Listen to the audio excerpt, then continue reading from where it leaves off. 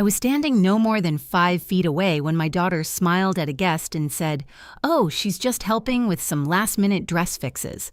She was talking about me. I was still holding the needle and thread that had saved her wedding dress less than an hour ago. My hands froze midair like I'd suddenly become invisible.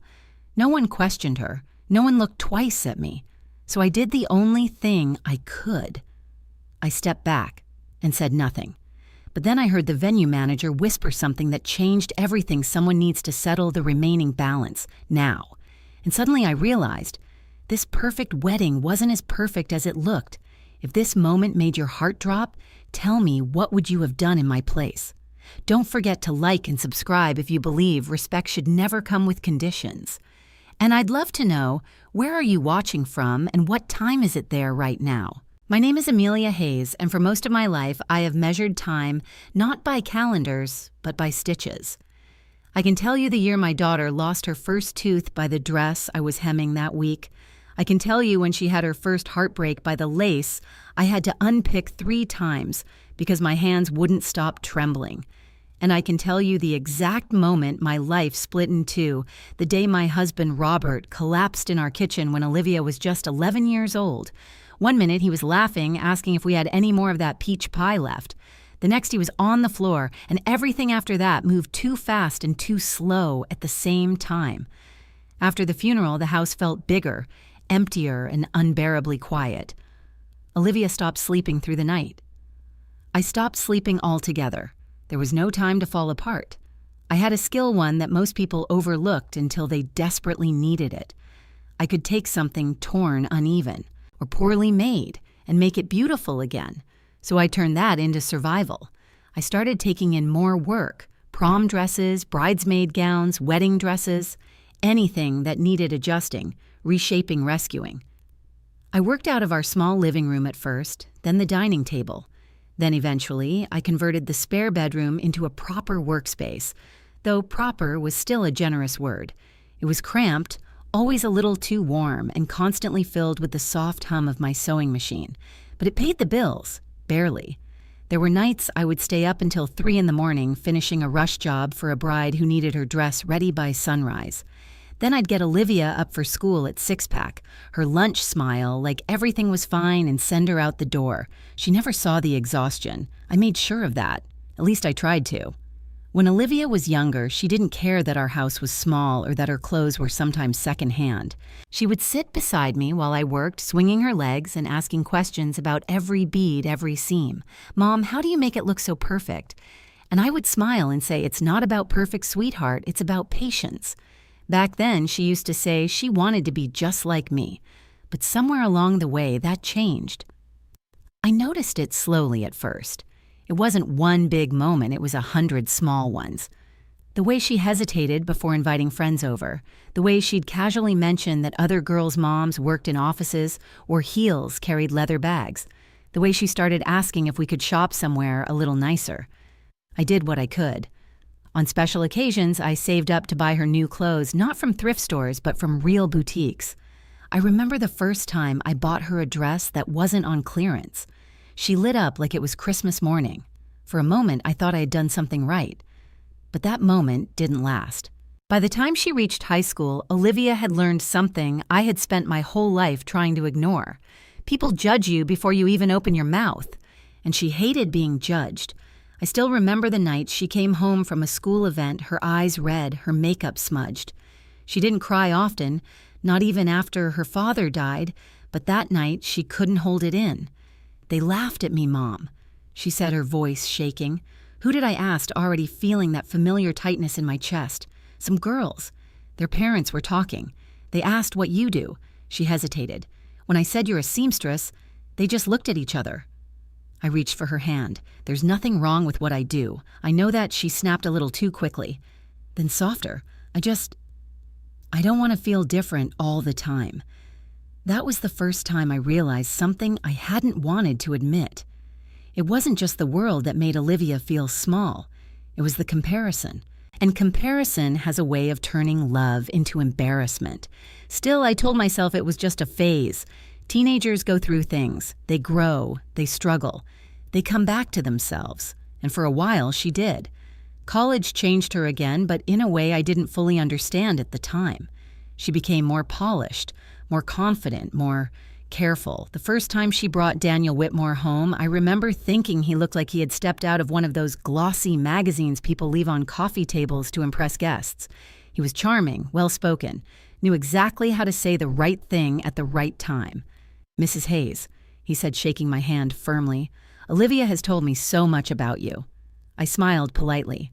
"I hope it was all good." He laughed. "Only the best." But something about it felt rehearsed. Not wrong, just practiced. Over dinner, he talked about his family, how they had deep roots in Charleston, how they had been members of certain clubs for generations, how tradition mattered to them. I noticed the way Olivia sat a little straighter beside him, the way she adjusted her tone, her posture, even her laugh. It was subtle, but I saw it. After he left that night, I asked her gently, "Do you like him?" She smiled in a way I hadn't seen before, something softer, but also calculated. "He's everything I've ever wanted, Mom." That answer should have made me happy. Instead, it made me uneasy, because I knew my daughter, and I knew when she said something like that, she wasn't just talking about love. She was talking about a life that looked nothing like the one we had lived together. Over the next few months, the changes became harder to ignore. Olivia stopped mentioning me in conversations when we were around other people. She introduced me more vaguely. "This is Emilia instead of 'this is my mom.'" She started correcting the way I spoke, suggesting different words, different tones. "Mom, maybe say it like this." "Mom, people usually do it this way." At first I laughed it off, but little by little, those moments added up, until one day I realized something that hurt more than anything she could have said out loud. My daughter wasn't just trying to fit into a new world. She was trying to rewrite where she came from. And somehow, I had become the part she wanted to erase. I told myself I was imagining it. I told myself love doesn't disappear. It just gets buried under pressure, expectations, fear. But standing there at her wedding, hearing her call me staff without hesitation, I realized something I should have understood long ago. This wasn't a phase. It was a choice. And I had no idea yet just how much that choice was about to cost her. Looking back now, I think the engagement was when everything truly began to unravel, not loudly, not all at once, but quietly, like a seam coming undone thread by thread. At first, when Olivia told me Daniel had proposed, I cried, not because I was losing her, but because I believed she had found happiness. Real happiness, the kind that stays the kind that doesn't depend on appearances or approval. She showed me the ring, a large sparkling diamond that caught the light in a way that almost felt too bright, too perfect. I remember holding her hand and thinking how beautiful she looked, how grown she'd become. "Mom," she said, almost breathless, "this is the start of everything." I hugged her tightly. "You've always deserved everything good, sweetheart." At the time, I meant love. Now I realize she meant something else. The Whitmores moved quickly after the engagement. Plans were set in motion almost immediately. Venues, planners, tastings. Guest lists that seemed to stretch into the hundreds. It all felt overwhelming. But Olivia, she thrived in it. She spoke a new language now, one filled with words like aesthetic, presentation, impression, and curated experience. Words I had heard before but never lived by. "Mom, the wedding needs to feel cohesive," she explained one afternoon, flipping through a thick binder filled with fabric samples and color palettes. I nodded, trying to follow. "It looks beautiful already." She smiled, but it didn't quite reach her eyes. "It has to be more than beautiful." That was the first time I felt at that quiet distance settling between us like something solid. Still, I wanted to be part of her world, even if I didn't fully understand it. So I offered to help. "You know," I said gently, "if you need anything altered, any last-minute fixes, I'd love to be involved." She hesitated. Just for a second. Then she said, "Actually, that might be helpful." That was how it started, not as her mother, but as something else. The first task was small, adjusting the hem on one of the bridesmaid dresses. Then another needed the straps tightened. Then the maid of honor's dress had a tear near the seam that no one else could fix without risking the fabric. Each time, Olivia would bring the garment to me quietly, almost like a secret. "Mom, can you just handle this? I don't want to stress the planner." Of course I said yes. I always said yes. Soon it became routine. Dresses would appear at my apartment late in the evening, and I would work on them through the night, just like I used to. The difference was, this time it wasn't for strangers. It was for my daughter. That should have made it feel special. But instead it felt hidden. Because during the day when I visited the venue or attended planning meetings, none of that work existed.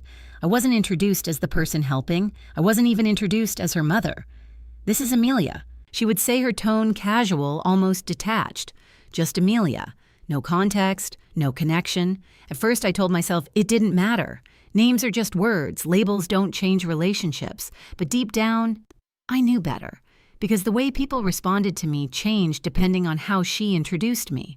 When I was just Emilia, I was someone they could overlook, someone they didn't need to impress, someone who didn't belong.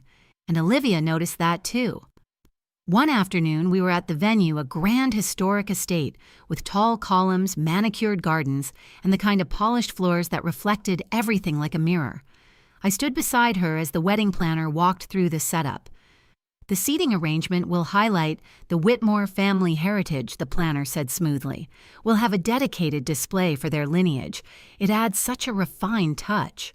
Olivia nodded eagerly. "Yes, that's perfect." I waited thinking maybe she would mention our side of the family. She didn't. Instead, she turned to me and said, "Mom," then quickly corrected herself. "Emilia, could you check the fabric samples in the car?" It was subtle. So subtle that no one else reacted, but I felt it. That quick correction. That hesitation. Like she had almost said something she wasn't supposed to. I went to the car anyway, and as I stood there holding swatches of silk and chiffon, I realized something that made my chest tighten. She wasn't just leaving things out. She was editing me. Editing our history. Editing the truth. Margaret Whitmore made sure I understood that truth even more clearly. She had a way of speaking that was always polite on the surface, but sharp underneath. "I do so admire people who work with their hands," she said to me one afternoon, her smile thin. "It's such an honest way to live." I nodded. "It keeps me grounded." "Yes," she replied, tilting her head slightly, though of course not everyone is meant to remain in that position. I wasn't sure if it was meant as advice or a warning. Probably both. She never said anything openly cruel. She didn't need to. Her tone, her pauses, the way she looked at me, it all carried the same message. You are not one of us. And Olivia heard it too, but instead of pushing back, she adapted. I saw it in the way she started mirroring Margaret's mannerisms, the way she laughed at things she didn't used to find funny, the way she carefully avoided any conversation that might reveal too much about where she came from, about me. One evening, after I had just finished repairing a delicate lace sleeve on a reception dress, she stood in front of the mirror, turning slightly to admire the fit. "It's perfect," she said softly. I smiled, feeling a small flicker of warmth. "I'm glad." She met my eyes in the reflection. For a moment, just a moment, she looked like my little girl again. "Thank you, Mom," she said quietly. My heart lifted. But then her phone buzzed. She glanced down, her expression shifting instantly. "Oh, Daniel's on his way," she said quickly. "I should get ready." And just like that, the moment was gone. No hug, no lingering connection, just a transition. From daughter back to someone else. That night, as I packed up my sewing kit, I noticed something I hadn't seen before. A small tag inside the dress, the designer's label, elegant, expensive, recognizable, and beneath it, my stitches, invisible to anyone who didn't know what to look for, holding everything together. That's when it hit me. I was part of this wedding, essential even, but only in the places no one could see. And the closer we got to the big day, the more I realized that Olivia wasn't just building a new life. She was constructing a version of herself that didn't include me. Not publicly, not proudly, only quietly, in the background, like a seam no one notices until it starts to break. A week before the wedding, the air around everything felt tighter, like fabric pulled too far, too fast, threatening to tear if anyone breathed wrong. By then, I had learned to move quietly through Olivia's world. I showed up when she asked. I fixed what needed fixing. I stayed out of the way when she didn't. That afternoon, I arrived at the venue earlier than expected. Olivia had texted me that morning. "Can you stop by later? Might need you."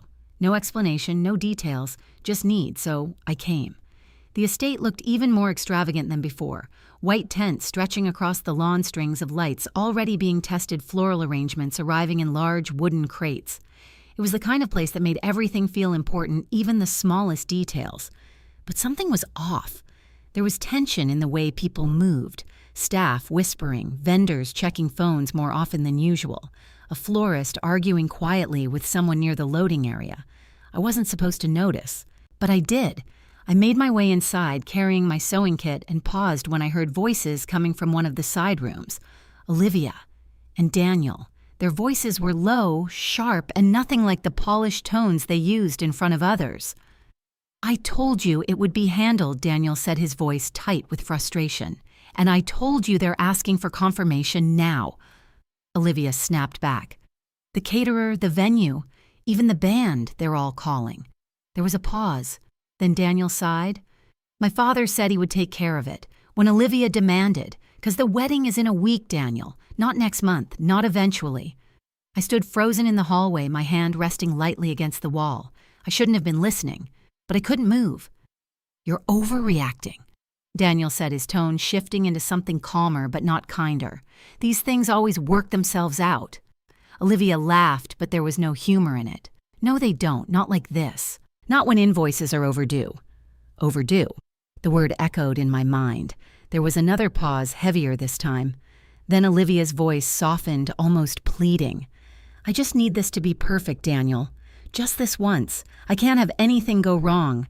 And in that moment, I understood something I hadn't fully seen before. This wedding wasn't just a celebration for her. It was proof. Proof that she belonged in a world she had been chasing for years. Proof that she had made it out of the life she had been so desperate to leave behind. And if anything went wrong, that illusion would crack. "I said I'll handle it," Daniel repeated more firmly now. "Stop worrying." But I heard something beneath his words. Not confidence, avoidance. I stepped back quietly before they could come out, my heart beating faster than it should have. For the rest of the afternoon, I moved through the venue in a daze. I watched as staff set up tables with pristine white linens, as decorators carefully arranged centerpieces, as planners checked off lists with practiced efficiency. Everything looked flawless. But now I knew it was all resting on something unstable. Later, I found Olivia alone in the bridal suite, flipping through her phone, her leg bouncing restlessly.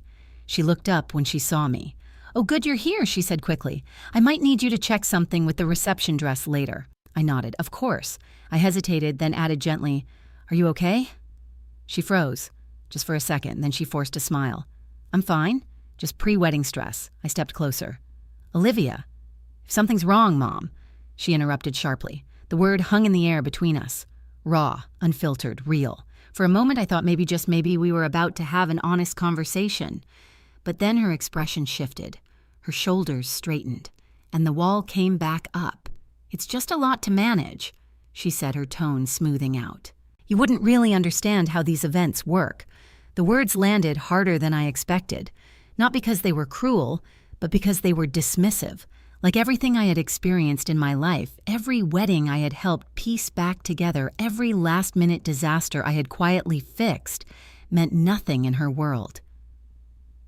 "I've worked on a lot of weddings, Olivia," I said softly. "Yes, but this is different," she replied quickly. "This is bigger." I nodded slowly. "I see." She sighed, running a hand through her hair. I didn't mean it like that, but she had. We both knew it.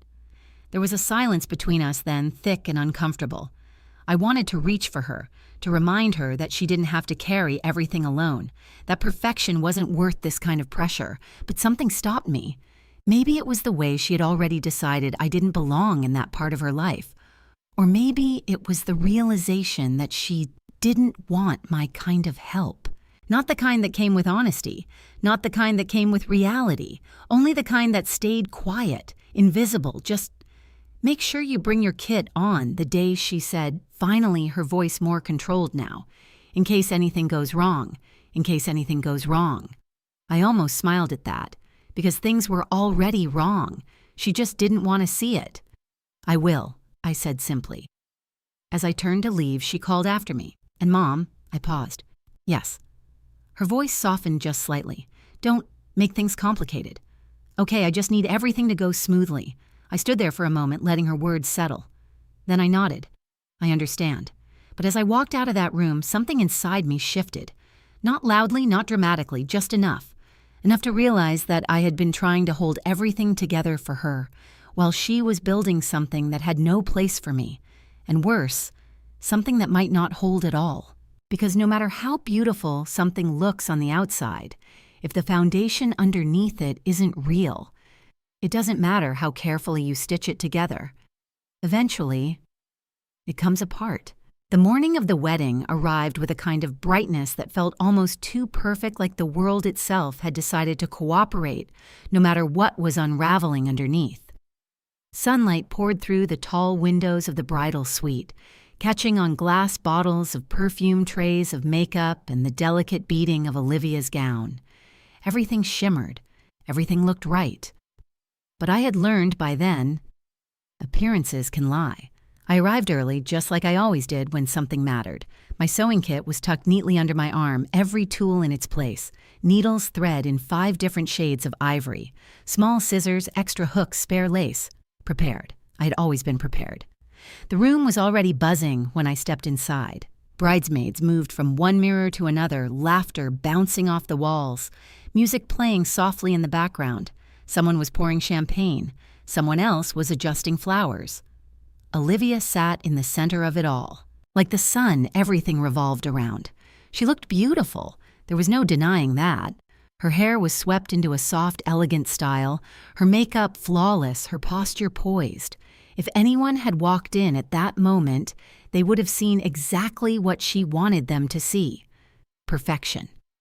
"Emilia, good, you're here," the wedding planner said briskly when she noticed me. "We might need you on standby. Not Mom, not even a name with warmth, just a function." I nodded anyway, of course. Olivia glanced at me briefly, her expression unreadable, then returned her attention to the mirror. For a moment I stood there, unsure where to place myself. I didn't belong with the bridesmaids. I wasn't part of the planner's team. I wasn't anything visible. So I did what I had been doing for months. I stayed quiet. And I waited. It didn't take long. About 40 minutes before the ceremony, the energy in the room shifted. It started small, one of the bridesmaids noticing something off as Olivia stood to adjust her dress. "Wait, hold on," she said, her fingers hovering near the back seam. "Is that—" The planner rushed over. "Oh no, no. I felt it before I even saw it. The tension, the kind that spreads instantly, silently, like a crack through glass." Olivia turned, trying to look over her shoulder. "What is it?" The planner hesitated, which told me everything. "There's a tear," she admitted. "A tear. Right along the back seam of the gown. Not large, but large enough. Large enough that every movement threatened to make it worse. Large enough to ruin everything." The room erupted into controlled chaos. "Can it be hidden? Do we have backup fabric? Where's the designer? The ceremony starts in 30 minutes. Voices overlapped, panic-rising solutions falling apart before they could form. And in the middle of it all, Olivia stood frozen. Her perfect composure cracked. "I can't walk out like this," she whispered, her voice trembling. "I can't. This can't be happening." No one answered her because no one knew how. Except me. I stepped forward quietly, already opening my kit. "Let me see," I said. For a moment, no one reacted. Then the planner turned to me, desperation in her eyes. "You can fix this." I didn't answer right away. I didn't need to. I had seen worse. Handled worse. I moved behind Olivia, my hand steady, despite the tension in the room. "Breathe," I told her softly. She didn't respond, but she didn't pull away either. That was enough. I examined the tear carefully, my fingers tracing the delicate fabric, assessing the damage, the tension points the way the seam had given under pressure. It wasn't impossible, just precise. Everyone give me space," I said calmly. Something in my tone must have cut through the panic because people stepped back. Silence settled, all eyes on me. For the next 15 minutes, the world narrowed to needle and thread, in, out, pull, adjust. Every stitch placed exactly where it needed to be. every movement deliberate, careful. I blocked out the whispers, the clock, the pressure. This was what I did. This was who I was. And for those few minutes, I wasn't invisible. I was essential. Done, I said finally, tying off the last stitch. I stepped back. The seam was clean, strong, nearly invisible, better than before. The planner exhaled loudly. Oh my God, that's incredible. One of the bridesmaids leaned in. You can't even tell. Relief flooded the room. Laughter returned. The crisis was over. Just like that. Olivia slowly turned, looking at herself in the mirror. Her eyes met mine in the reflection, and for a moment, everything else faded. There was no planner, no bridesmaids, no expectations, just us, mother and daughter. Thank you, she said quietly. 2 words, soft, real. My chest tightened. You're welcome, sweetheart, I replied. My voice just as soft, and in that moment I thought maybe she's still in there. Maybe everything I've been feeling, everything I've been fearing, maybe it's not as final as it seems. Maybe she just needs time. But then, all right, everyone, let's get moving. The planner clapped her hands. We're back on schedule. The spell broke, instantly. Olivia straightened her posture, her expression shifting back into something composed, controlled. She turned away from me, addressing the room. Let's go. No introduction, no acknowledgement, no explanation of who had just saved her dress. I stood there for a second longer, my hands still my kit, open at my side, listening as the praise moved around the room. Great recovery. Good thing the designer made it sturdy. We're lucky this didn't happen later. No one corrected them, not even Olivia. And just like that, I disappeared again. I closed my kit, slowly, carefully placing each tool back where it belonged. Because that's what I did. I fixed things, quietly, without recognition, without complaint. But this time, something felt different. Because as I watched my daughter walk toward the door, perfect, composed, admired, I realized something I hadn't allowed myself to fully accept before. She knew exactly what I had done. She knew exactly who I was, and she still chose not to say it, not to claim me, not to stand beside me. That wasn't pressure, that wasn't confusion, that was a decision. And as the music began to swell outside, signaling that the ceremony was about to start, I felt something inside me shift, not breaking, not yet, but loosening, like a stitch that had been pulled too tight for too long, finally starting to give. By the time the ceremony began, everything looked exactly the way Olivia had dreamed it would. Rows of white chairs lined the garden aisle. Petals scattered just enough to feel effortless, not staged. The late afternoon sun dipped low, casting that soft golden light photographers chase and brides pray for. A string quartet played somewhere to the left, their music floating gently through the air like nothing in the world could go wrong. And for most people there, nothing had. They saw beauty. They saw elegance. They saw a perfect beginning. I saw something else. I saw how carefully every detail had been arranged to create that illusion, and how fragile it all really was underneath. I sat near the back, not because I was told to, but because I understood by now where I was expected to be. Not front row, not beside family, just present.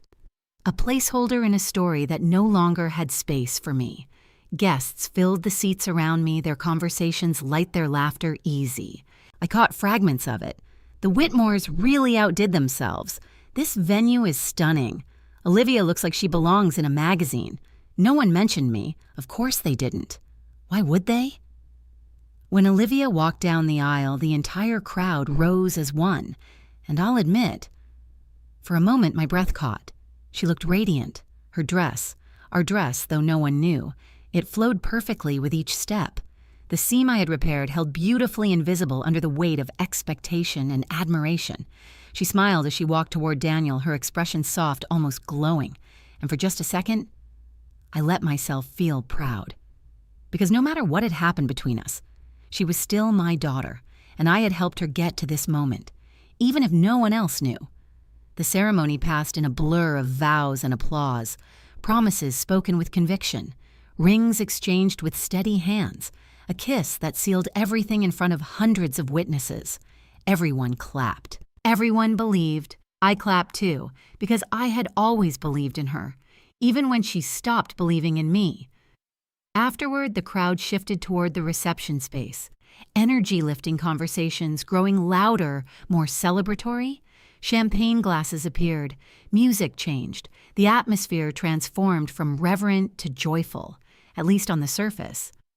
I moved quietly through it all, staying near the edges, watching, observing. That's something you learn to do when you spend your life in the background. You see things other people miss. Like the way Daniel checked his phone more often than a groom should on his wedding day. Like the way Margaret Whitmore's smile tightened whenever someone mentioned payment or vendors. Like the way Olivia laughed a little too loudly, a little too perfectly, like she was trying to stay ahead of something no one else could see. And then came the photographs. Family. First, the photographer called out, clapping his hands. People gathered quickly. The Whitmores stepped forward immediately. Daniel's parents' cousins, extended relatives I had never met, but who carried themselves like they belonged in that moment.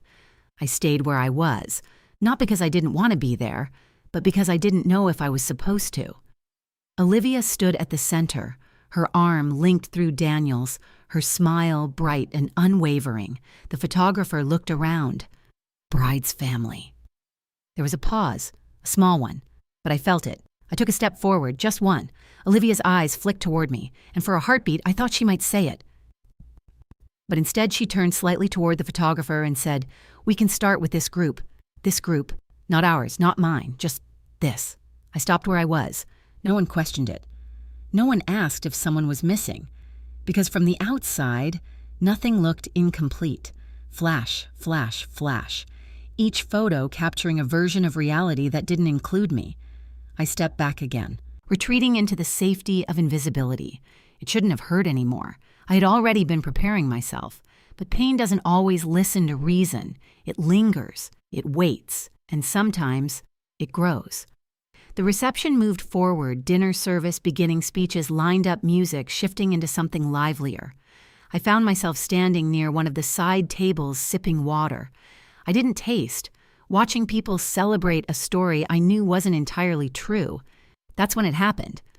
A woman approached me mid-50s, well-dressed, curious, but polite. "I'm sorry," she said with a warm smile, "I don't think we've met. How do you know the bride?" The question was simple, normal, the kind of question that should have had the easiest answer in the world. I opened my mouth, but before I could speak, Olivia's voice cut in. "Oh, she's just helping with some last-minute dress fixes. Light, casual, effortless, like she had said it 100 times before." The woman nodded, satisfied. "Oh, how lovely. You did a wonderful job. The dress is stunning." "Thank you," I said automatically. Because what else was there to say? The woman moved on. The moment passed, but something inside me didn't. I stood there, the words echoing in my mind, just helping. Not mother, not family, not anything that connected me to her. Just a function, a role, disposable. I looked at Olivia. She didn't look back. She was already laughing at something Daniel had said, her hand resting lightly on his arm, completely at ease, or at least pretending to be. And that's when I understood something clearly, painfully, finally. She hadn't made a mistake. She hadn't slipped. She had chosen that answer, chosen it because it fit the version of herself she wanted everyone to see, and I didn't fit. So I did the only thing I had left to do. I stepped back, again, further this time, out of the center, out of the frame, out of the story she was telling the world. But as I turned away, ready to disappear quietly like I always had, I heard something else, not meant for me, not said loudly but clear enough. The venue manager, speaking to one of the coordinators, his voice low, urgent. "We need confirmation on the remaining balance. If it's not settled soon, we can't continue full service." The coordinator frowned. "Tonight, within the hour," he replied. Within the hour, I paused, just long enough to feel the weight of those words settle into place. And suddenly, everything made sense. The tension, the forced smiles, the careful avoidance. This wedding wasn't just fragile emotionally. It was unstable in every way. And for the first time that day, I realized something that shifted everything inside me. They didn't just need appearances to hold. They needed money, real money. And as I slowly turned my gaze back toward Olivia, toward the daughter who had just erased me in front of strangers, I had a feeling she was about to remember exactly who I was. I didn't move right away. I stayed where I was, half hidden behind a tall floral arrangement, watching the room with a kind of quiet clarity I hadn't felt all day. Once you stop expecting to be seen, you start seeing everything. The change didn't happen all at once. It crept in, slow, subtle, but unmistakable. At first it was the champagne. Servers who had been circulating effortlessly suddenly slowed their trays, no longer replenished as quickly. A few guests noticed laughing it off at first. "Guess we drank them dry already," someone joked. But then came the pause between courses. The kind of pause that stretches just a little too long. The kind that makes people glance at their watches at each other, at the staff. Then the music faltered. Not completely, just a shift. The band lowered their volume, exchanged quiet looks, one of them stepping aside to speak with someone from the coordination team. Little cracks everywhere.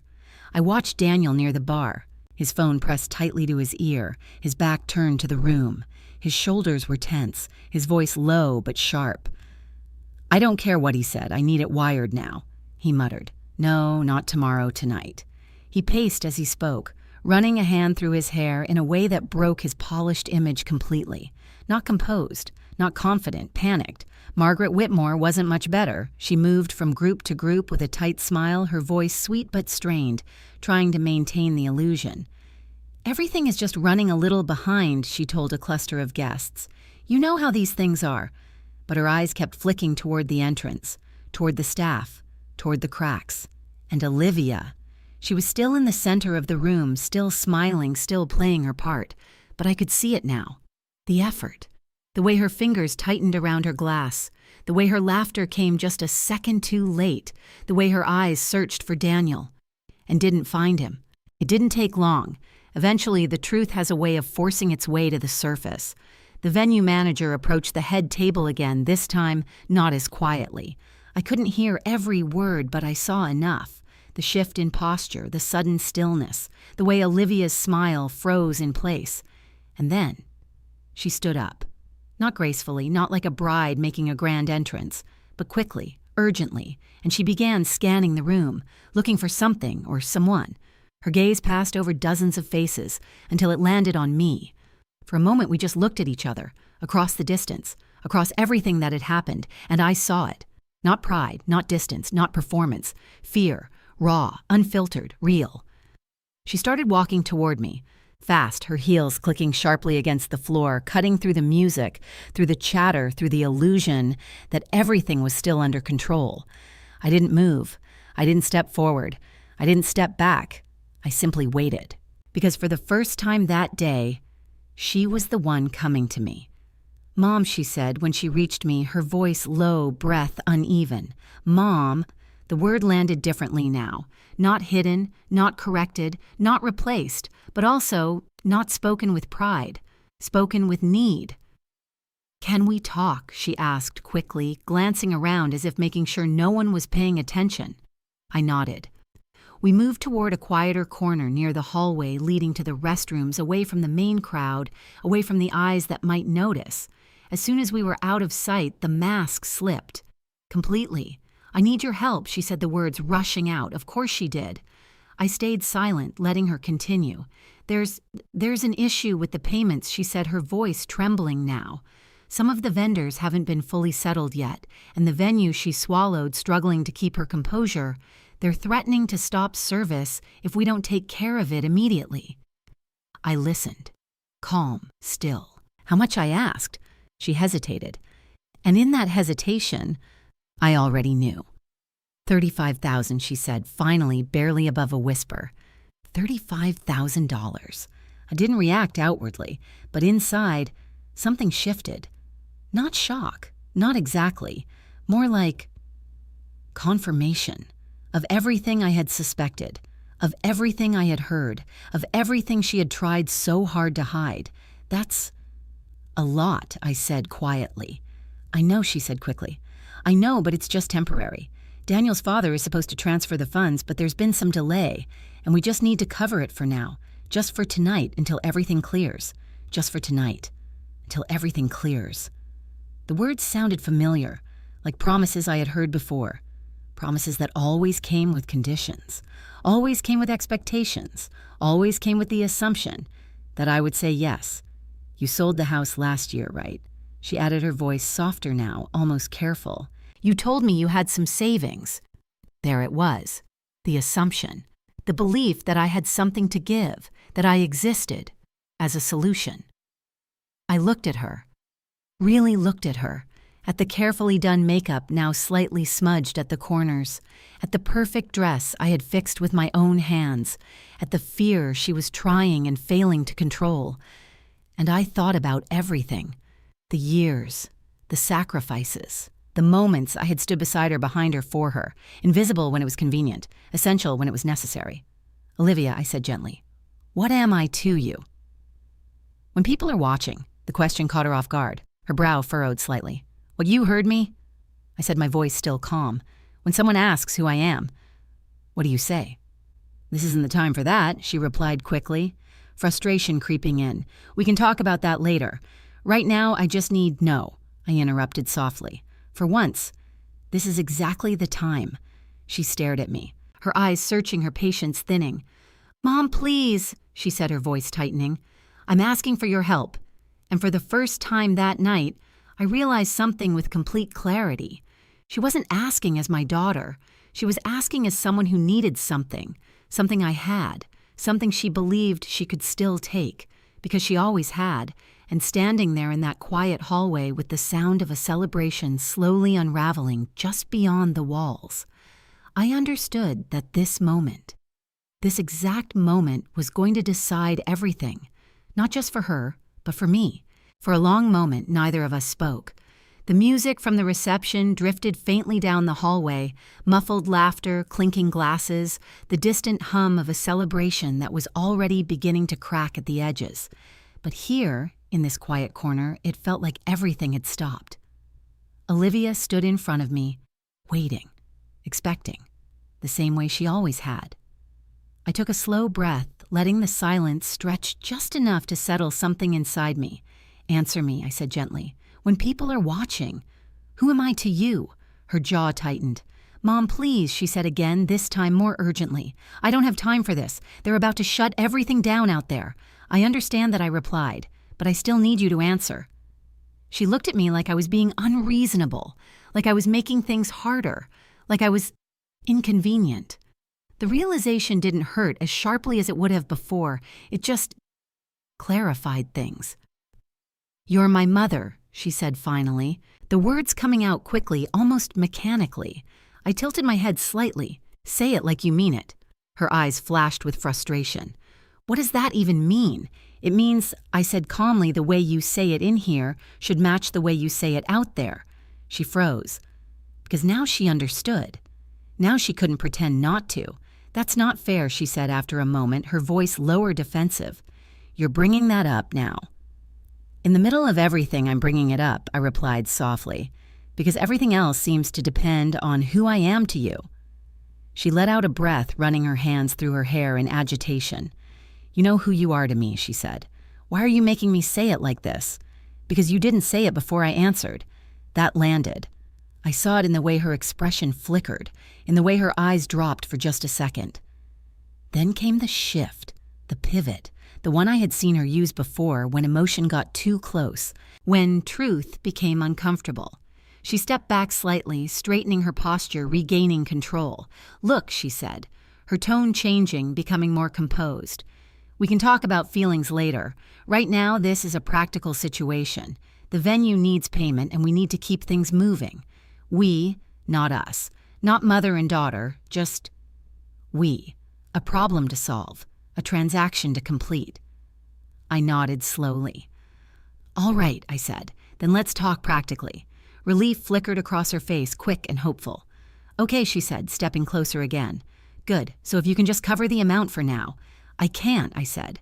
The words came out steady, clear, final. She blinked. What I can't cover it, I repeated. For a moment she just stared at me like she hadn't heard correctly, like her mind was refusing to process what I had said. Mom, what do you mean you can't? She asked, her voice rising slightly. You sold the house. You told me you had savings. I told you I sold the house, I said. I didn't say I had money left. Her confusion deepened. "What are you talking about?" I held her gaze. "I sold the house to pay off your father's medical debt," I explained quietly, "and the rest went to covering the years we fell behind while I was raising you alone." Her mouth parted slightly. No words came out. I moved into a smaller place. I continued. "I've been working just as much as I always have.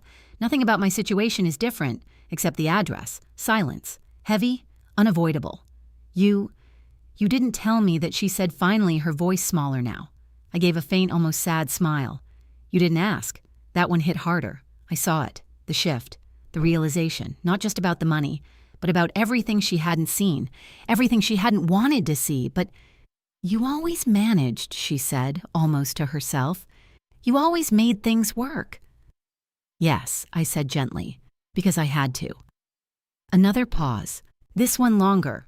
More uncomfortable. "Okay," she said after a moment, forcing herself back into problem-solving mode. "Okay, fine, then maybe you can borrow it or put it on a credit line. Just temporarily, just until Daniel's family sorts it out." There it was again. The assumption that I would stretch, that I would bend, that I would carry the weight, because I always had. I shook my head. No. This time the word was firmer. She stepped back slightly like she had been physically pushed. "What do you mean, no?" she asked, her voice rising again. "This is my wedding, Mom. Everything is happening right now. I need you." I looked at her carefully. "You needed me earlier, too," I said. When someone asked who I was, her face flushed. "That's not the same thing," she said quickly. "That was just what I asked, softly." She hesitated, searching for a word that would make it sound better, for a justification that would make it acceptable. "It was just easier," she said finally. "Easier." I nodded slowly. "Yes," I said. "It probably was." She exhaled sharply, frustration building again. "Why are you doing this?" she demanded. "Why are you making this harder than it already is?" "I'm not making it harder," I replied calmly. "I'm just not fixing it for you." Her eyes widened. "Fixing it," she repeated. "You're my mother. You're supposed to help me." "I have helped you," I said, "your entire life." My voice didn't rise. It didn't need to. "I helped you when you had nothing," I continued. "I helped you when things were difficult. I helped you when no one else did. And today," I paused, just long enough for the weight of it to settle. "Today I helped you when your dress was falling apart." She swallowed. Her gaze dropped briefly to the floor. "But now," I said softly, "this isn't about helping you stand. This is about helping you pretend." That landed hard. Her head snapped up. "That's not fair," she said, her voice shaking now, not just with frustration, but with something deeper. "You don't understand what this means to me." "Then help me understand," I said gently, "because from where I'm standing, it looks like you're trying to build a life that doesn't include me unless you need something." Her lips trembled slightly. For a moment I thought she might say something real, something honest, but instead she looked away, and that told me everything. Outside, the music dipped again, a signal. Time was running out. She took a step back, her breathing uneven, her composure slipping. "I don't have time for this," she said more to herself than to me. I need to figure something out." I nodded. "Yes," I said quietly. "You do." She looked at me one last time, not with anger, not exactly, but with something closer to disbelief, like she had just discovered that something she had always relied on wasn't there anymore. Then she turned and walked back toward the reception, alone. I stayed where I was for a moment longer, listening as the sounds of the wedding continued faint, strained, uncertain. And for the first time that day, I didn't feel invisible. I felt seen by myself. And that was enough. I didn't follow her back right away. For the first time that entire day, I allowed myself to stay still without waiting for someone to need me. The hallway felt quieter now. Not empty, but separated from the performance happening just a few steps away. I leaned lightly against the wall, my fingers resting on the handle of my sewing kit, and listened. Not just to the music, but to everything beneath it. There's a difference between noise and truth, and once you've heard the truth, you can't unhear it. After a few minutes, I walked back toward the reception, slowly, not rushing, not reacting, just observing. The shift was undeniable now. Guests were no longer fully engaged in celebration. Conversations had grown quieter, more fragmented. People were checking their phones. Some were glancing toward the exits, not leaving yet, but considering it. The band was still playing, but softer, less confident, and the staff had changed completely. They were no longer moving with ease. There was hesitation in their steps, uncertainty in their eyes. A few of them stood near the service area, speaking in hushed tones, waiting for direction that wasn't coming. Because direction required decisions, and decisions required money. I spotted Daniel near the back of the room again, his posture tighter than before, his voice sharper. "I told you this needed to be handled," he said into his phone. His teeth clenched. "No, I don't care what the bank said. Figure it out." He ended the call abruptly, shoving the phone into his pocket. For a moment he just stood there, his carefully constructed composure completely gone. Then he turned and caught sight of me. Our eyes met. And in that instant, I saw something I hadn't seen before. Not indifference, not polite distance, calculation. He walked toward me, not fast, not slow, just deliberately. "Mrs. Hayes," he said when he reached me, his tone controlled but tight around the edges. I nodded. "Daniel." He glanced briefly around us, making sure no one was paying attention. "Olivia said she spoke to you," he continued. "I'm sure she did." A pause. Then he exhaled like he was trying to reset himself. "Look," he said, lowering his voice slightly. "I understand this is a stressful situation, for everyone, but we just need a temporary solution." Temporary, that word again. "I'm listening," I said calmly. His jaw flexed slightly like he wasn't used to not being immediately agreed with. "The funds are coming," he said. "There's just been a delay with the transfer. My father's handling it." I tilted my head slightly. "Is he?" That seemed to irritate him. "Yes," he said firmly, "he is." I held his gaze. "Because from what I've heard," I replied evenly, "vendors have been waiting for confirmation for days." That hit something. His expression flickered just for a second. Then it hardened. "Weddings like this involve a lot of moving parts," he said. "Delays happen." "Of course they do." I agreed, "but usually not this many. Not this close to the event." Another pause. This one heavier, more uncomfortable. "You're making assumptions," he said. "No," I replied softly. "I'm noticing patterns." He didn't like that. I could tell. People like Daniel preferred control, preferred narratives they could manage, preferred situations where others played their roles without question, and I wasn't doing that, not anymore.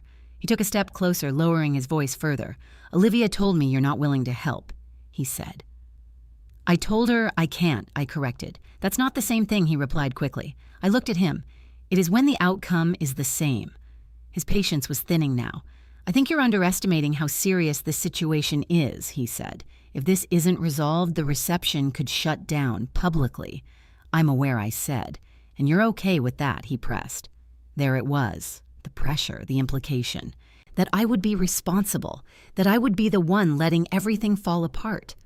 I met his gaze steadily. "I'm not the one who built it on something unstable," I said. That landed hard. His expression tightened, his composure, slipping just enough to reveal what was underneath.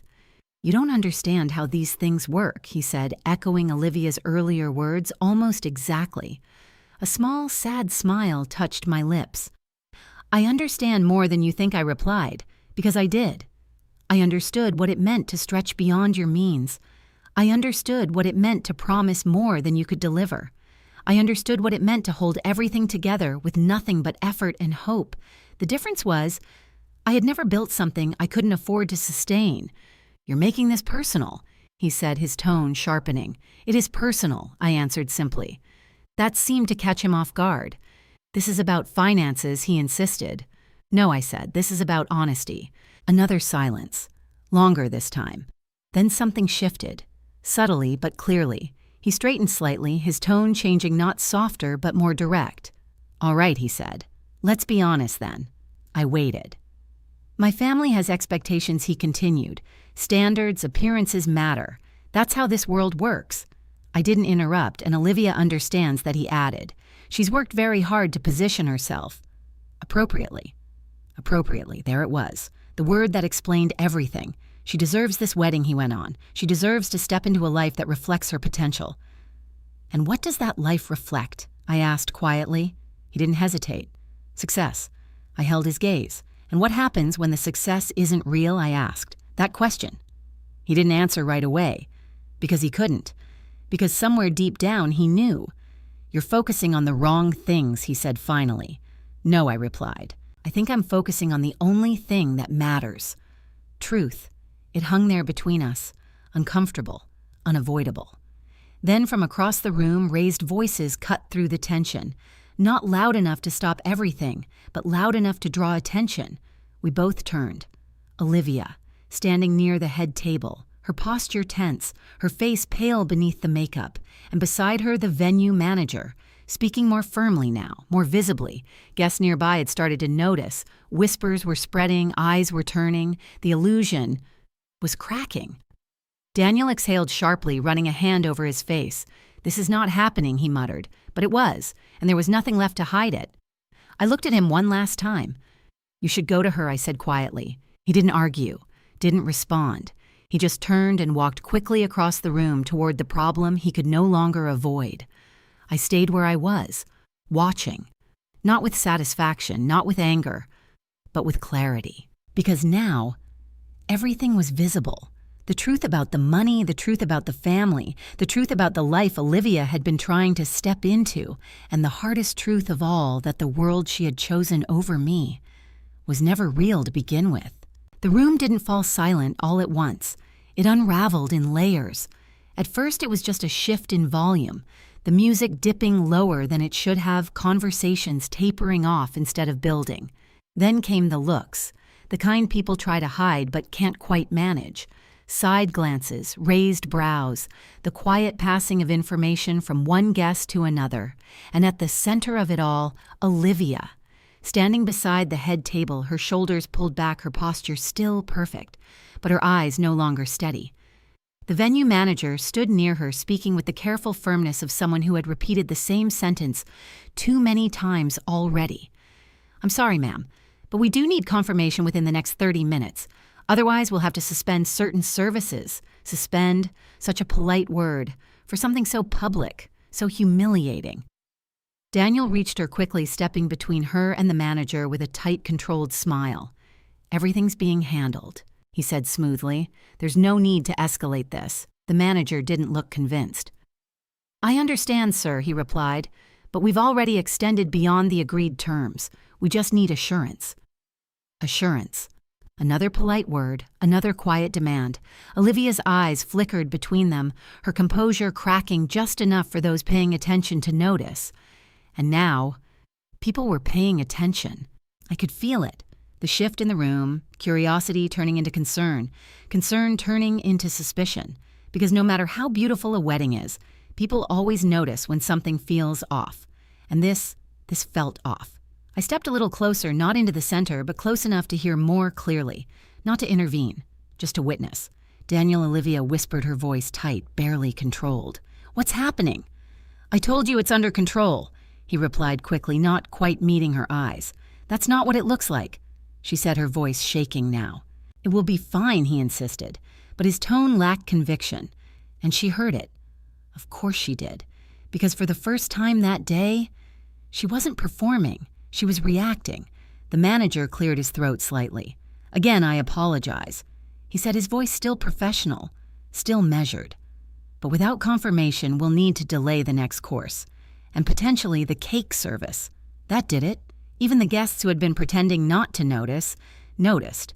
A murmur rippled through the room, soft but undeniable. Is everything okay? Someone asked nearby. I think there's a problem with the payment, another whispered. The words spread quickly. Because rumors always do, and once they start, they don't stop.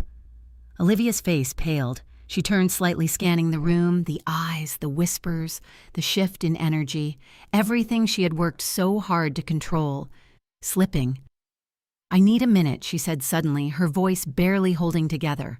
She stepped away from the table, from Daniel, from the manager, and for a moment it looked like she might run. Not physically, but emotionally. Like she might collapse under the weight of everything pressing in on her. Then her eyes found me, again, across the room. But this time, she didn't come to me. Not immediately. Instead, she hesitated. Just for a second, like something inside her was fighting itself. Pride, fear, reality, and then she turned away, back toward Daniel, back toward the life she had chosen, back toward the illusion she was still trying to hold together. "I'll handle it," she said, her voice louder now, more controlled, meant for others to hear. Daniel looked at her, surprised. "How?" he asked quietly.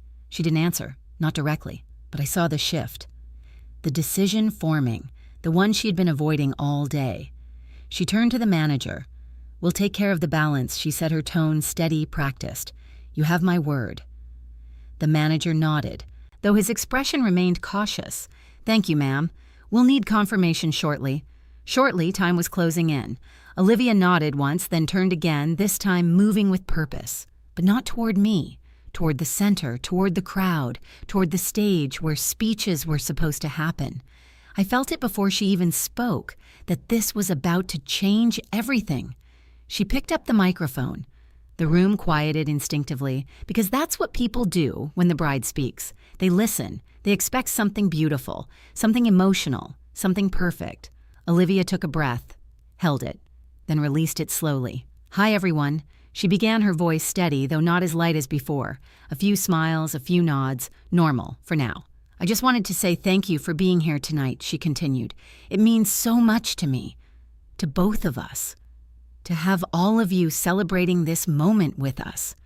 Her words were right, carefully chosen, appropriate. But there was something underneath them now, something real, something strained. She glanced briefly toward Daniel, then toward his family, then for the first time since she had picked up that microphone, toward me. Our eyes met, and in that moment, I saw it.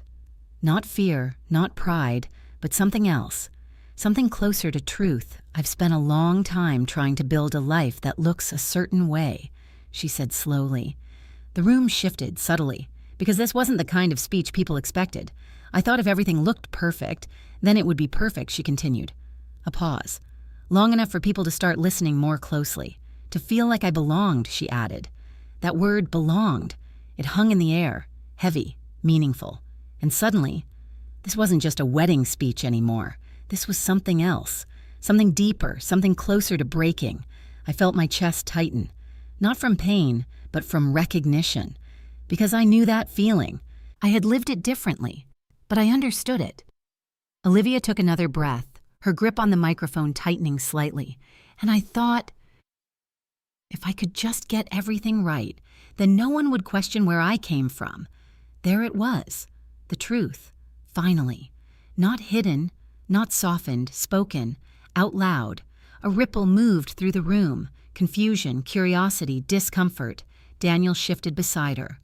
"Olivia," he murmured under his breath, but she didn't stop, not this time. Because once the truth starts coming out, it doesn't go back in. "I thought I had to change parts of myself," she continued, "to fit into something bigger." Her voice wavered slightly, just enough. And in doing that, she paused, her eyes flickering toward me again. I forgot something important. Silence. Complete now. The kind that fills every corner of a room, the kind that makes people lean in, wait, listen.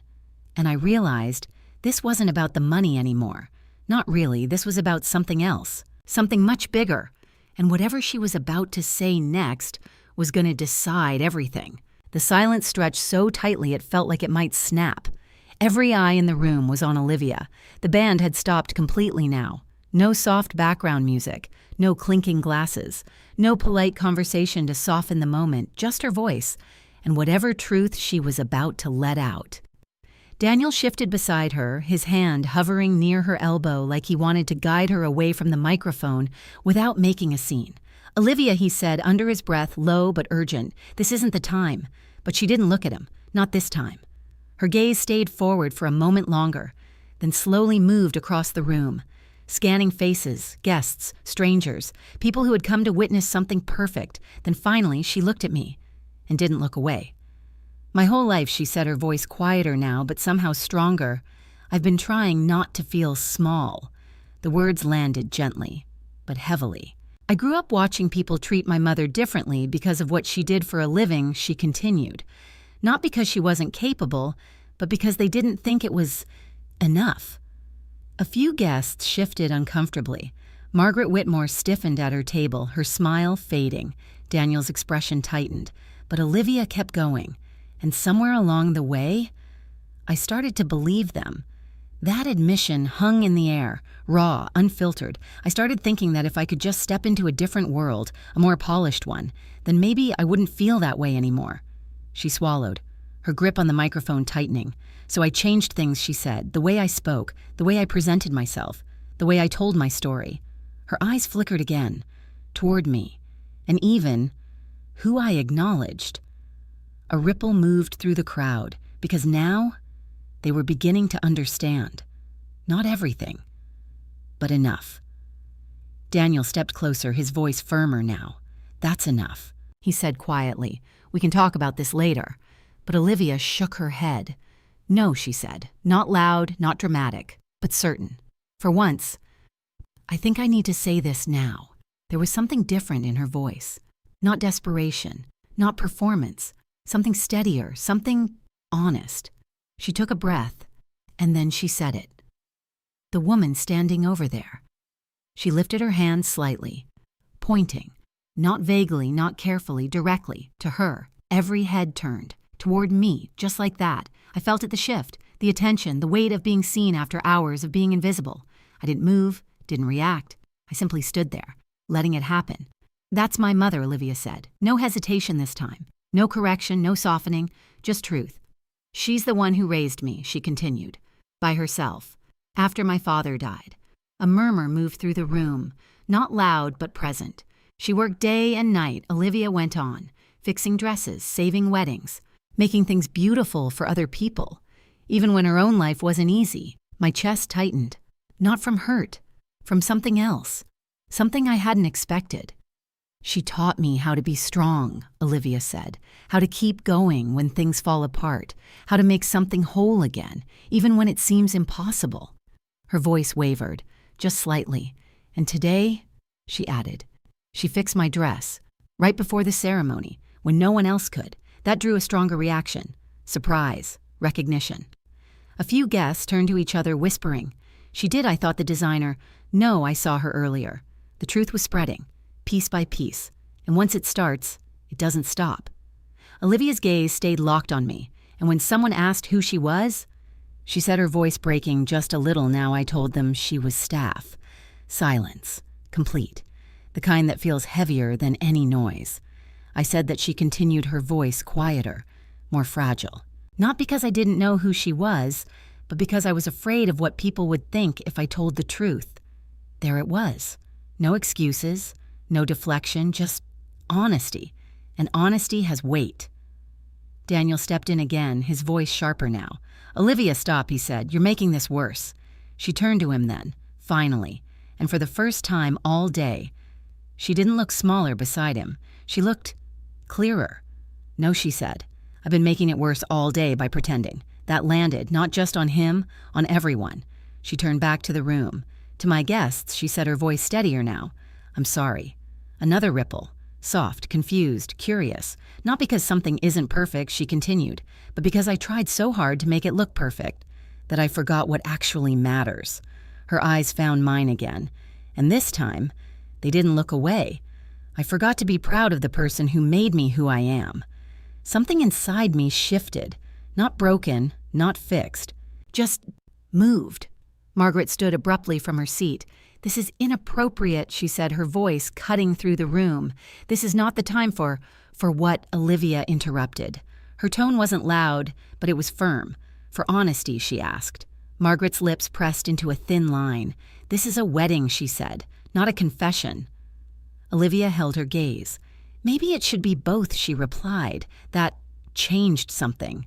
You could feel it, in the room, in the air, in the way people were no longer just watching. They were listening, really listening, because the story had shifted from performance to truth. Olivia lowered the microphone slightly, then raised it again. One last time. "I don't know how tonight is going to end," she said. "I don't know what's going to happen with everything else." A glance toward the venue manager, toward the cracks still forming. "But I do know this," she added. Her voice softened, but it carried.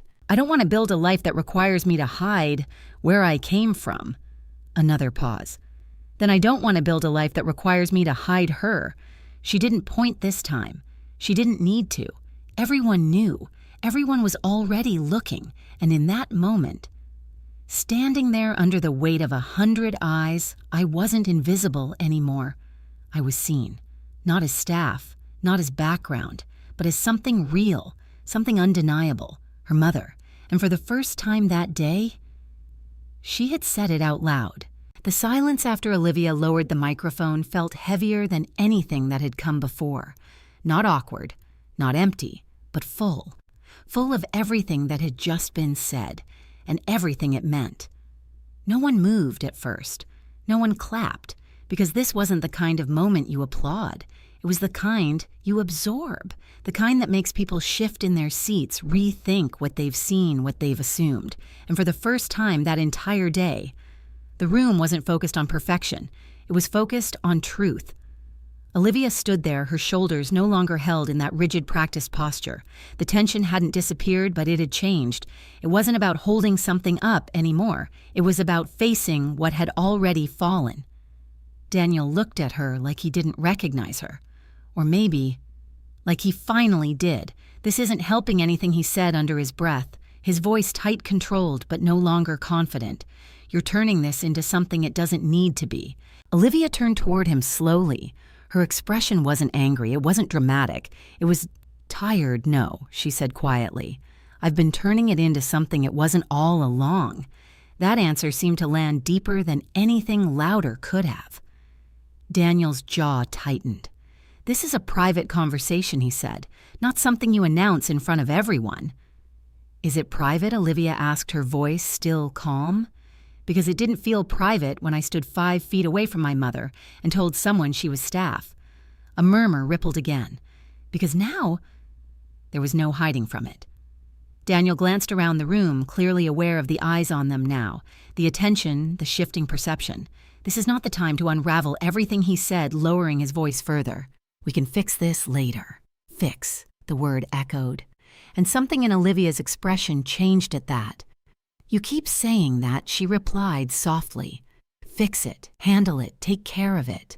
Her gaze sharpened slightly. But that's the problem. Daniel, she continued, everything is always about fixing how things look, instead of dealing with what they actually are. He exhaled sharply. You're overreacting. No, she said again, still not loud, still not dramatic, but unshakable now. I'm reacting to the truth. That shifted something, not just between them, but in the room, because people could feel it now. This wasn't just a moment, this was a turning point. Margaret stepped forward again, unable or unwilling to stay quiet any longer. This has gone far enough, she said, her tone sharp, cutting through the air. Olivia, you are embarrassing yourself. Olivia turned toward her, and for a brief second, I saw something flicker. Old instinct, old fear. But it didn't stay. I think I've been embarrassing myself for a long time, Olivia said, just not in a way anyone could see. Margaret's expression hardened. This family has standards, she said. There is a way things are done. And what way is that? Olivia asked, interrupting her. Margaret blinked, caught off guard. Pretending Olivia continued, avoiding hoping. No one notices the gaps if everything looks polished enough. The words landed sharply, because they weren't just directed at Margaret. They were directed at everything, at the image, at the illusion, at the entire structure this wedding had been built on. Daniel stepped in again, his voice firmer now. That's enough, he said. You're crossing a line. Olivia looked at him, really looked at him. For the first time, she said quietly, I think I'm finally seeing where the line actually is. A pause, heavy, unavoidable. And I think we've been standing on the wrong side of it, she added. That was the moment something broke. Not loudly, not visibly, but definitively. Daniel's composure shifted, not completely gone, but no longer steady. You don't understand how any of this works, he said, echoing the same argument again, but weaker now. Olivia shook her head slightly. No, she said, I understand exactly how it works. Her voice softened. And that's the problem. She took a small step back, creating space. Not just physically, but emotionally. Daniel, she said, her tone more measured now.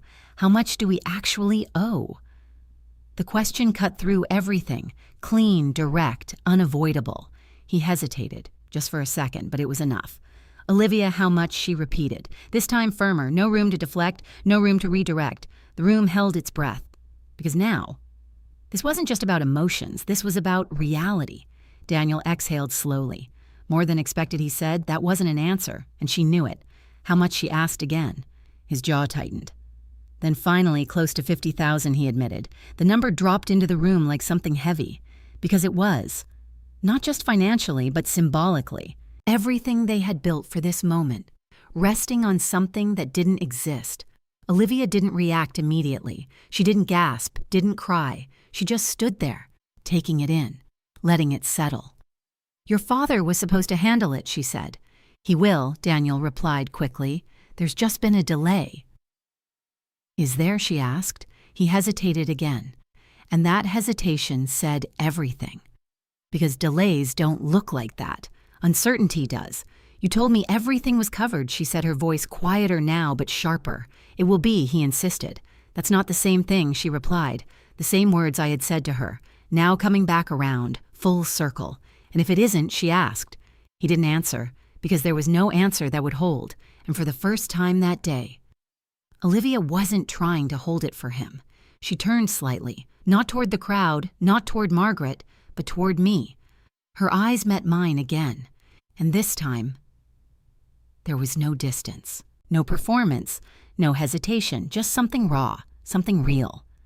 I thought I was stepping into something better, she said quietly. I didn't interrupt, didn't move, I just listened. But I think I was just stepping into something that looked better, she added. That was the truth. Not loud, not dramatic, but undeniable. The kind of truth that doesn't need volume to be heard. And standing there in a room that had started the evening celebrating perfection. Everything had shifted. Because now, there was nothing left to pretend. For a moment, no one spoke. The number 50,000 hung in the air like a weight no one knew how to carry. It wasn't just a figure. It was a revelation, a confirmation of everything that had been hidden behind polished smiles, curated details, and carefully constructed appearances. And now, there was nowhere left to hide it. A few guests began to shift in their seats again, not dramatically, not rudely, but subtly. The kind of movement that signals discomfort. The kind that says, this isn't what we came here for. But now that we're here, we can't look away. The band remained still. The staff stood frozen at the edges of the room, waiting. Everything paused.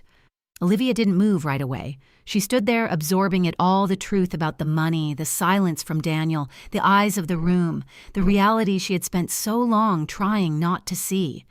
Then slowly, she exhaled. And something in her posture changed. Not collapsing, not breaking, but releasing. Like she had been holding herself together for so long that she had forgotten what it felt like to stand without tension. I see, she said quietly. Daniel stepped toward her again, his voice urgent now. We can still fix this, he said. I just need a little more time. She looked at him, and for the first time since I had met him, she wasn't trying to match his world. She was measuring it. Time isn't what we're missing, she said softly. He frowned. What does that mean? It means, she continued, that this was never actually covered. Her voice wasn't accusing. It was certain. And certainty has a way of cutting deeper than anger. Daniel's expression tightened. You're making assumptions again, he said. No, she replied. I'm finally stopping. That seemed to unsettle him more than anything else. Because when someone stops believing the story falls apart. This is not the place to do this, he insisted, lowering his voice. We can step outside. Talk privately, no. Olivia said, again, steady, clear, no more private conversations that ignore what's already public. A few people shifted again, listening more closely now. Because this wasn't just a conversation anymore. This was a reckoning. Margaret stepped forward once more, her patience gone. This is unacceptable, she said sharply. You are creating a scene. Olivia turned to her, and this time, there was no hesitation at all. No, she said calmly. The scene was already there. I just stopped pretending it wasn't. Margaret's lips pressed into a thin line. You don't speak to me that way, she said. Olivia held her gaze. Then maybe I should have learned how to speak differently sooner. That silenced her. Not completely, but enough, because there are moments when authority loses its power, and this was one of them. Daniel ran a hand over his face, his composure slipping further. "This is getting out of control," he muttered. Olivia looked at him, and something in her expression softened, but not in the way it had before. Not with admiration, not with hope, but with clarity. "Was it ever in control?" she asked. He didn't answer, because he couldn't. Not honestly. "And the credit line," she continued quietly. "The vendors, the payments, the timelines, each word precise. Each question intentional. You said it was all handled," she added. "I said it would be," he corrected. "That's not the same thing," she replied. Again, the same truth. Echoing, returning, breaking through. Silence followed, heavy. Then a voice from the side, not loud but clear, one of the vendors. "We've been waiting for confirmation since Tuesday," he said, stepping forward slightly. "We were told funds were coming." Another voice joined. "We were told the same thing." Then another, and us. The room shifted again, because now it wasn't just Olivia and Daniel. It was everyone. Everyone who had been promised something. Everyone who had been holding up their part of the illusion. And suddenly, the illusion had no foundation left. Olivia closed her eyes for a brief moment. Just one. Then opened them again. And when she did, she looked different. Not transformed, but grounded, like she had finally stepped onto something real. "I'm sorry," she said, not to Daniel, not to Margaret, but to the room. "To all of you," she continued, her voice steady, "for putting you in this position. That mattered, because accountability always does." Daniel exhaled sharply.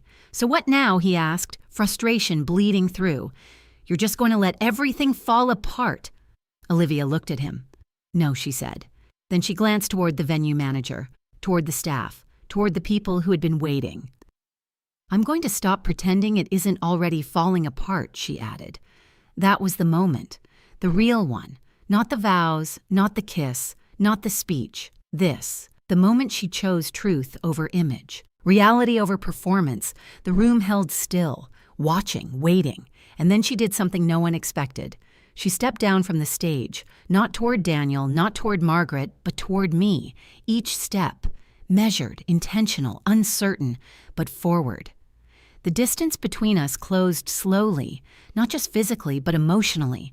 And when she reached me, she stopped. For a second, she didn't speak, didn't perform, didn't try to fix anything. She just stood there, looking at me, like she was seeing me, clearly, for the first time in a long time. "Mom," she said. The word was different now, not hidden, not rushed, not used as leverage, but real. And something in my chest tightened, not painfully, but deeply. "I'm sorry," she said, 2 words. Simple, but heavy. I know I replied softly, because I did. Not everything, not fully, but enough. She swallowed, her eyes glistening slightly now. "I didn't just pretend tonight," she said. "I've been pretending for a long time. I didn't interrupt, didn't rush to comfort, because this mattered. I thought if I could just build something better, something bigger," she continued, "then it would make everything before it feel smaller." Her voice wavered, but all it did was make me smaller. That truth, it settled between us, heavy but honest. And honesty has a way of opening doors that pride keeps shut. Behind us, the room still waited, still watched, still held its breath, because this wasn't over, not yet. But something had shifted, irreversibly. The illusion had broken, the truth had surfaced, and for the first time that day, Olivia wasn't trying to hold everything together. She was letting it fall so something real could take its place. For a few seconds, the world around us seemed to fade. The voices, the tension, the weight of 100 watching eyes, it all pulled back just enough to leave space for something quieter, something more real. Olivia stood in front of me, her hands trembling slightly at her sides, her carefully composed exterior finally gone. Not shattered, but set aside. And in its place, I saw her. Not the version she had been trying to become, not the polished, curated image she had worked so hard to maintain, but my daughter, the same girl who used to sit beside me while I sewed, asking endless questions about how things came together. The same girl who once believed that patience mattered more than perfection. I didn't mean for it to go this far, she said softly. Her voice wasn't defensive. It wasn't trying to justify anything. It was tired, honest. I know, I replied, and I did, because these kinds of things don't happen all at once.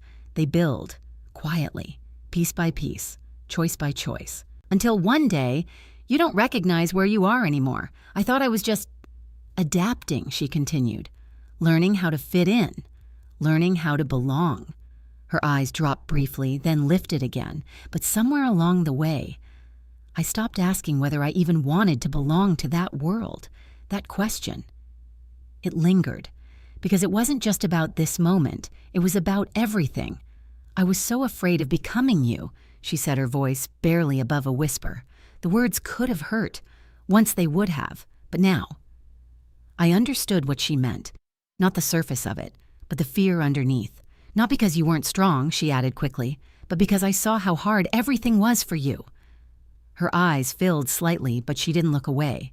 You were always working, always sacrificing, always carrying everything on your own. I listened, quietly.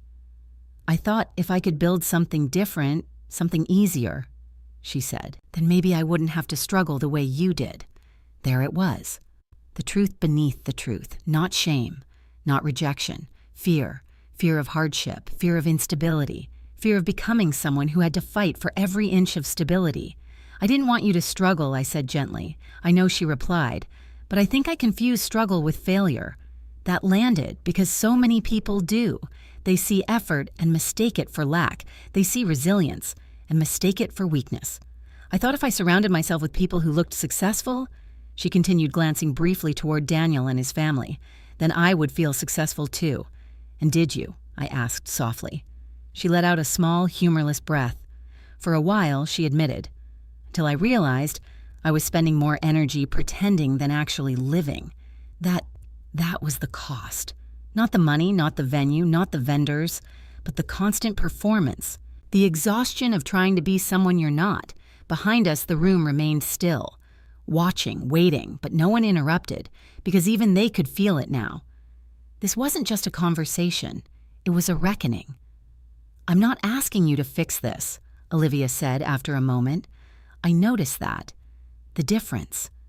I know, I replied, and I'm not asking you to pretend everything's okay, she added. I nodded slightly. Good.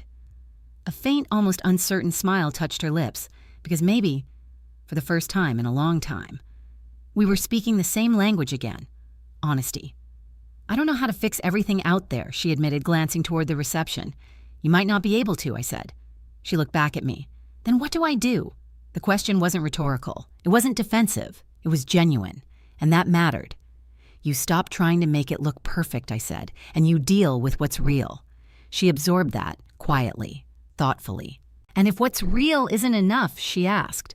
I held her gaze. It's always enough, I said. It just might not look the way you expected. That's the part people struggle with. Letting go of the image they built in their minds, accepting something different, something less polished, but more true. She nodded slowly, then glanced past me, toward the room, toward the consequences waiting. I think I need to end this, she said. I didn't ask what she meant. I already knew, not just the reception, not just the moment, but everything tied to it. The illusion, the expectation, the life she had been trying to step into. Are you sure I asked? Not to challenge her, but to give her space to choose, really choose. She took a breath, then exhaled. Yes, the answer was quiet, but solid. Behind us, Daniel's voice cut through the stillness. Olivia. We both turned. He was standing a few steps away now, his expression tight, his patience clearly gone. We need to talk, he said. His tone wasn't a request. It was a demand. Olivia straightened slightly, not defensively, but with clarity. I think we already have, she replied. That's not what I mean, he said. You're making decisions without thinking this through. I am thinking it through, she said calmly. No, he snapped. You're reacting emotionally. I watched her carefully, because this was the moment. The real test. Would she step back into that pattern or stay where she was? She didn't raise her voice, didn't match his frustration. She simply said, I've been ignoring reality for months. This is the first time I'm actually seeing it. That stopped him. Not completely, but enough. "You're going to throw all of this away?" he asked, gesturing toward the room that set up the entire evening. Olivia followed his gesture, looked at everything, the decorations, the guests, the carefully constructed image. Then she looked back at him. "It's already gone," she said. Not dramatic, not angry. Just true, and I'm not going to keep pretending it isn't. Silence, heavy, final. Daniel stared at her, searching for something, control, agreement, the version of her he thought he understood. But it wasn't there anymore, because she wasn't that version anymore. Not tonight, not after everything had come apart. And for the first time, he had nothing left to hold on to. Olivia turned back to me. Her expression softer now, not perfect, not healed, but open. "I don't expect you to forgive me right away," she said. "I know," I replied. "And I don't expect things to go back to how they were," she added. "They won't," I said gently. She nodded. "I just don't want to keep losing you." That was the real fear. Not status, not image, loss. And this time, she wasn't trying to hide it. I reached out, not to fix anything, not to erase what had happened, but just to be there. And she stepped closer. Not fully, not completely, but enough. Enough to show that something had changed.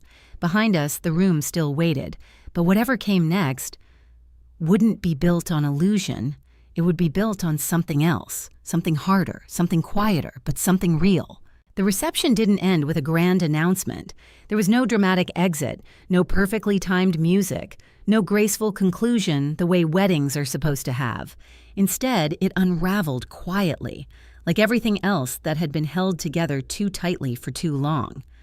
Olivia walked back toward the center of the room, not with the same polished confidence she had carried earlier, but with something steadier, something simpler.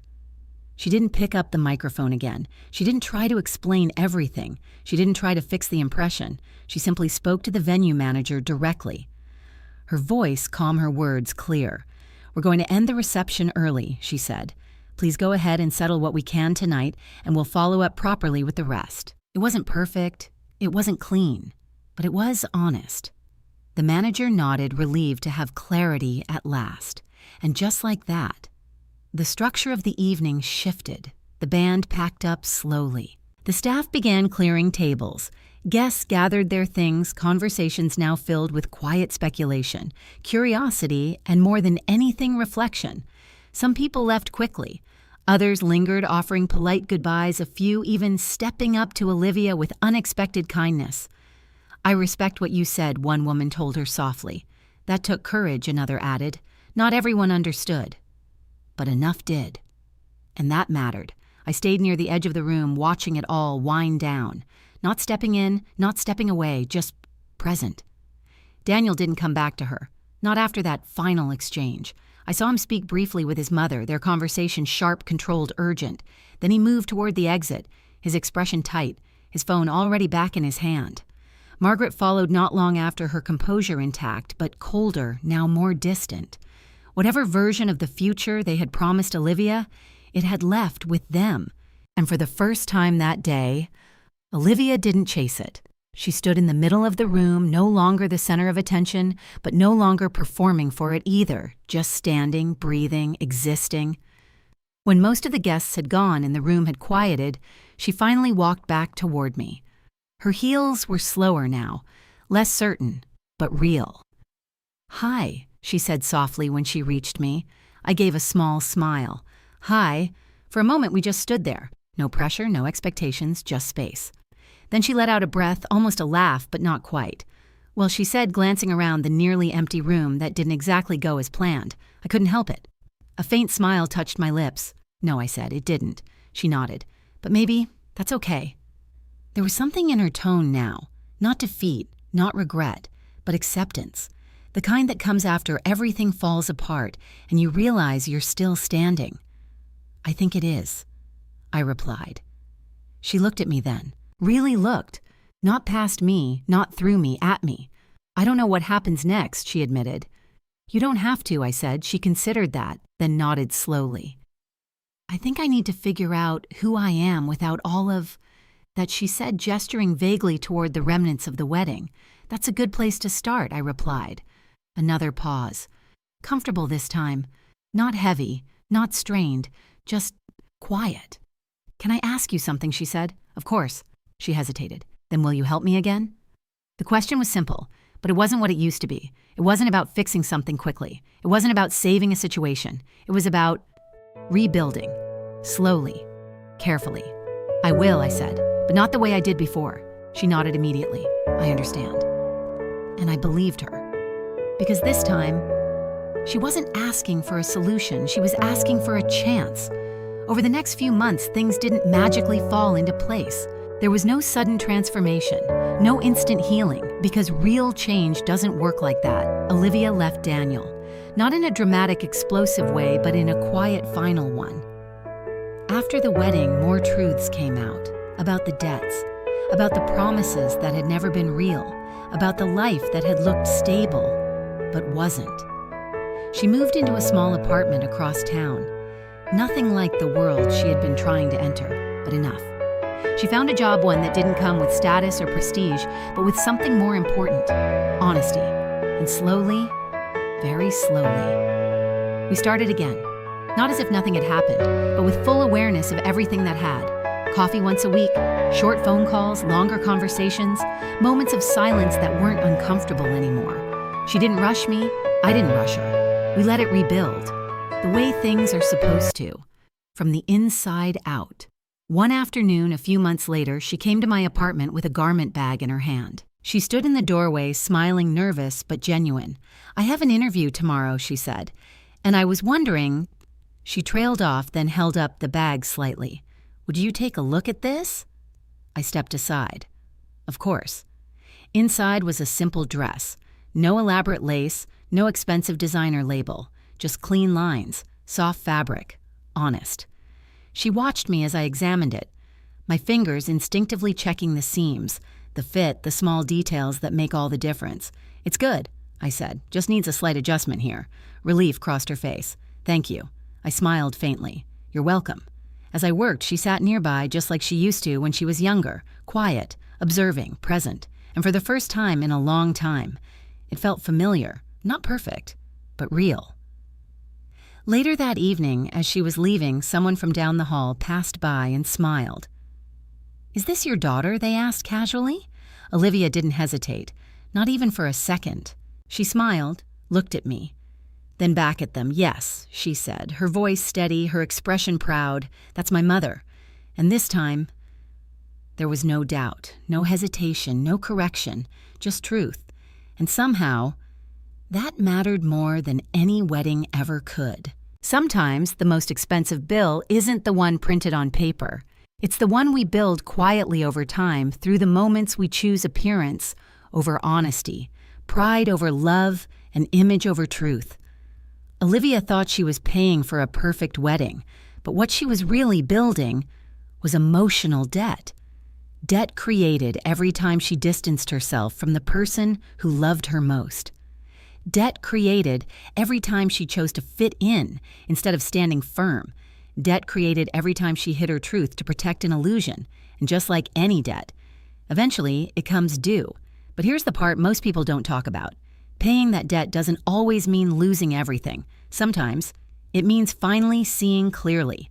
Sometimes it means letting the illusion fall so something real can take its place. And sometimes it means having the courage to say I was wrong and the humility to rebuild what truly matters. Because real wealth isn't status. It isn't appearances. It isn't the kind of life that looks perfect from the outside. Real wealth is knowing who you are and not being ashamed of where you came from. So I want to ask you, if you were in my place, would you have paid the bill? And if you were in Olivia's place, would you have had the courage to tell the truth? Share your thoughts in the comments. I read every one of them, and if this story meant something to you, don't forget to like and subscribe. Also tell me, where are you watching from and what time is it there right now? Because no matter where you are in the world, stories like this remind us we're never as alone as we think.